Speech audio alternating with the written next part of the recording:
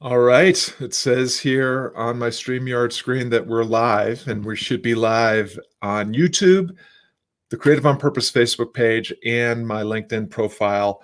My name is Scott Perry. I am a husband, father, teacher, musician from Floyd, Virginia. I'm a head coach in the Akimbo workshops, also the chief difference maker, coach, and community organizer at Creative on Purpose. But the reason why I'm here doing a live broadcast today is because yesterday I became the author of Onward, Where Certainty Ends, Possibility Begins. This is my newest handbook. I've written several handbooks that are available on Amazon. This one is a follow-up to my previous Amazon #1 new release, Endeavor. And I want to chat for just a little bit, maybe do some readings from the book. I'm here to answer any questions or field any insights or comments that come up. If wherever you're tuning in from, feel free to go ahead and drop a comment and say hello. If you've got a copy of the book, please feel free to share your comments or questions. I'm going to do a couple of readings, but I really want to begin by giving a shout out to Writing in Community. This is a recent Akimbo program that is created by my friend Kristen Hatcher, and it's a community of practice. A bunch of people are writing together in this community, online community, with the intention of publishing their work on Amazon. And I joined the community back, I guess, in June of 2020, because at the time I had been writing a book that didn't really seem to be the appropriate book for the time. And so I entered Writing a Community to begin figuring out what it was that I was going to publish. I had set a publishing date for Thanksgiving of 2020, which was, of course, just yesterday, and that's when Onward was published. And it was that community and that program and all the support and encouragement of Writing a Community that made it possible for me to get this book, Onward, ready and out in the world at the time that I set. So just a humongous thank you to Akimbo Workshops, to Seth Godin, who is the founder of Akimbo Workshops, even though it's now passed on and ownership is now in the hands of Alex Peck and Marie Schott. And it's a B Corp, and it's just a real force for good in the world, a program I'm really proud and honored to be a head coach in. And so all my friends in the cohort 5 that have been meeting every Monday at noon for a half hour just to check in and support and encourage each other. My friends in the Egret group who have been supporting and encouraging my journey and getting this book out, and then my friends in the Seabreeze community as well. So Onward is a book that I wrote for sure, but it is a book that I wrote for you, people like you that are needing to lean in a little bit harder, embrace uncertainty, navigate adversity, and help make the difference that only you can make in the world. People like you who are out there enhancing the lives of others through enterprises and endeavors that seek to enhance your life by elevating the experience of others. So what I'd love to do is just start by doing a reading or two from the book. I know it's Friday after Thanksgiving. The book released on Thanksgiving Day because it's my favorite holiday. And like you, I'm spending most of this weekend with my family. But I wanted to just kind of mark the fact that this book published, became a #1 new release in 2 categories on Amazon yesterday. It is still in the top 100 in all the categories that it's in.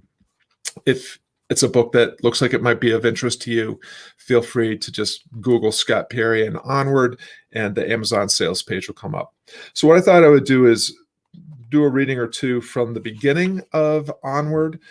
As you can see, Onward is a very small book. It's a handbook. It's intended to be very short. I wrote it with just the right number of words and not a word more than it needed to be, because it's all about you taking action, all about you stepping into possibility with a difference that only you can make.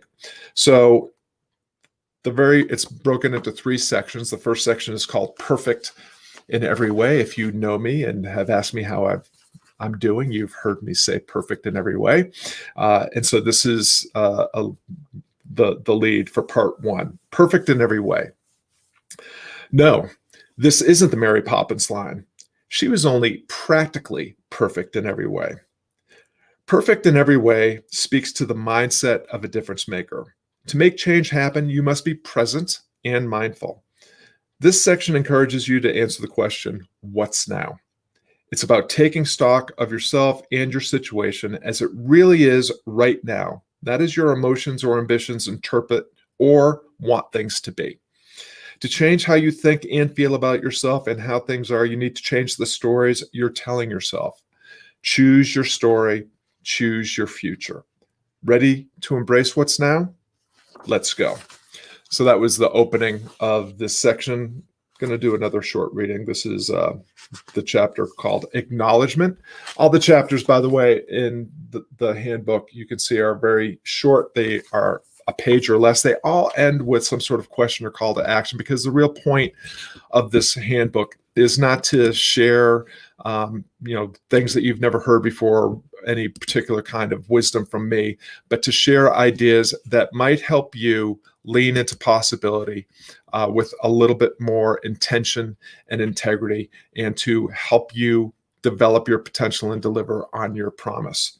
So here's another reading from part one. This is called Acknowledge. If you're engaged in an effort that seeks to make a difference, moments of difficulty are simply a given. But problems don't have to define you or your situation. You can't control what happens in the past, and you can't control what happens in the future. But you can choose how to frame yourself and your situation in the moment you're in now. Remember, right now, you and your situation are perfect in every way. When you strip away both the value judgments and desires, you simply are as you are, and everything merely is as it is. Within every circumstance and situation lay possibilities and lessons. Life isn't happening to you. Life is happening through you. Whatever is going on now is simply going on now. Fate and others are not conspiring against you. Decatastrophizing your situation allows you to work the problem and stop letting the problem work you. You are sufficient, even as you strive. Things are only as they are. In this moment you're in, you get to choose how to frame what's happening now. In the most objective terms possible, answer this question: what's happening now? So that's, again, another short reading from part one. I thought I would also do a reading from the third section, but just to give you an idea of how the book is laid out, it's basically a retelling of the three Stoic disciplines laid out initially by the great Stoic teacher Epictetus, but the way they are articulated in Marcus Aurelius's journal Meditations. For those of you that know me, you know that I've been a lifelong student of Stoicism since I was in the 7th grade and received my first copy of Meditations from my Latin teacher in the 7th grade. And what I've done is I've reframed the disciplines of perception, action, and will, how you choose to see things, what you decide to do next, and how you do that in a way that builds your character, that fuels your virtue, and that helps you achieve will and wisdom. And I framed it in 3 questions. What's now? What's next? And what's it all about? What's now? What's really going on? How can you frame your situation without value judgment, without attachment to expectations, without attachment to old ideas about yourself based on past failures or experience? What's next? Of all the things that you see, all the choices that you could make, which one are you going to decide on? How are you going to decide that with intention and integrity? And how are you going to step into possibility so that you can enhance the lives of others while you elevate and create excellence in yourself? And then what's it's all about is really this idea that the effort is the actual reward. We don't ever have absolute control over outcomes or results. They are largely beyond our control and only slightly within our influence. But if we approach our work with intention, with integrity, and the quality of our intentions and efforts are their own reward. So here's the introduction to part 3, which is called Live Your Legacy. And again, if you're here tuning in, I see that there's some folks here. I can't see any comments, but would love for you to say hi, and hopefully that I'll be able to learn how to use this StreamYard interface. And if you have questions or if you have insights to share, if you've actually gone ahead and already received a copy of the book and started it, I'd love to hear what your impressions are so far. And if you have any insights or feedback to share, any questions as well. So here's the introduction to part 3, Live Your Legacy. When things work out how you planned, it's easy to assume it's due to your genius and good planning. When things don't, it's easy to blame others or fate for conspiring against you. The truth is, there are never guaranteed outcomes. This is especially true for creative approaches to embracing uncertainty and navigating adversity in meaningful work. There's simply too much beyond your control. But significance and purpose are found through worthwhile efforts, not in their outcomes. Do your work on purpose, with intention, and for a reason. Letting go of old stories about yourself that no longer serve you opens the doors for better effort and fulfillment. Acceptance of what's now isn't passive resignation. Life doesn't happen to you. Life happens through you. Your only responsibility is to put forth your best effort. Legacy isn't the money and monuments you leave behind. Legacy is living fully and well, no matter what fate delivers. Legacy is the difference you make now. It's who you are and what you do to make things better today. That's what it means to live your legacy. This is on offer if you lean in and level up in the endeavors you're meant for now. So, what difference can you make today? So again, that's the introduction to the third part of the book. And looks like Annette is here. Thank you, Annette. Appreciate you saying hello. Lillian just dropped in. Awesome. So grateful to both of you. I collided. So I actually opened up this this book launch broadcast talking about the value and how much I have appreciated writing in community, and Lillian and Annette are both members of that community and have been immensely helpful in helping me refine and articulate the ideas that I wanted to put forth here in this book. So Annette, Lillian, grateful for your friendship and fellow travelership as we've all been writing our books and writing a community, and just really appreciate that you're spending a little time here as we're celebrating the launch. So again, Onward, it's a handbook. It's less than 100 pages. Every word is intended to help you see a little bit more clearly and act a little bit more boldly and step into possibilities so that you can develop your potential and to deliver on your promise through worthwhile work done with and for people that you care about. Penny just weighed in too. She's saying hello. Well, hello, Penny. Great to have you here. Annette and Penny, also members of the Creative on Purpose community. You can learn more about what we're up to by going to creativeonpurpose.com. Again, there's a blog and a broadcast, but there's also a coaching program and community made up of people just like you that are trying to enhance their own lives by improving the lives of others through endeavors that make a difference. So grateful to have you all here. So I guess with that in mind, I'll end with a reading from the third part of Onward, and this is a chapter called Altruism. You enhance your life most through work that serves others. We're inherently social creatures. Connecting and collaborating is how we survived as a species during our earliest days. Unselfish concern for others, approaching shared challenges with an attitude of service, and working for the common good are natural human instincts. And yet, you don't have to look far to find people who appear to be acting mean and selfish. So what? Think about those who act parsimoniously. They are likely doing what they think is right or expected. Although they may have acquired wealth or social status, has their chosen way led to them being truly happy? Do they exude joy? The choice isn't whether to act with compassion or cruelty.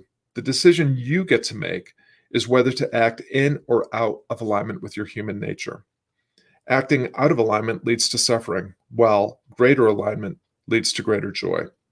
Serving others allows you to transcend yourself and cultivate joy. Joy opens the door for sustained wonder, gratitude, hope, and grace. To live and work in service encourages love for our fellow human beings. To contribute to the benefit of humanity enhances your own character and virtue. You enhance your life most through endeavors that elevate others. Choosing to act altruistically is not a one-and-done decision. It's a habit maintained through deliberate and determined daily practice. Are you committed to altruism in your endeavor, your day-to-day routine and relationships? How will you remind yourself to stay the course and not waver due to expediency or urgency? What will you do when fatigue or discouragement come to visit? So that's the section on altruism. Really grateful again to Writing a Community, Kristen Hatcher, Seth Godin, for making that community of practice possible, for all of the members of the community, some of whom have been on the broadcast here, who have helped support and encourage my endeavor to get this handbook written and published and out in the world. To all of those of you who have already purchased a copy, so grateful for your support. If the words in this book resonated with you, if they've helped you in any way, please consider leaving a review on Amazon. That's how this book will get into the hands of more of the right people, people that will benefit from the message and maybe step into possibility half a shade braver than they did before, with the difference that only they can make. And again, it's called Onward, Where Certainty Ends, Possibility Begins. It's the follow-up to my previous handbook endeavor. I'm really proud of this work. It's the best thing that I've written to date, and I'm really hopeful for the impact it will have on the world. If you are looking for a way to embrace uncertainty and navigate adversity as you strive to make the difference that only you can make in the world, I think that you'll find the principles and practices in this handbook immensely helpful. I hope you do. And if so, please consider visiting creativeonpurpose.com and checking out the broadcast and the blog and the community and coaching program there if you're ready to take an even bolder step into possibility in endeavors that make a difference. Thank you so much, everybody. Enjoy your holiday weekend. For those of us in the States, and for the rest of you, continue to fly higher and endeavor better. We need you, and your work matters. Thanks very much.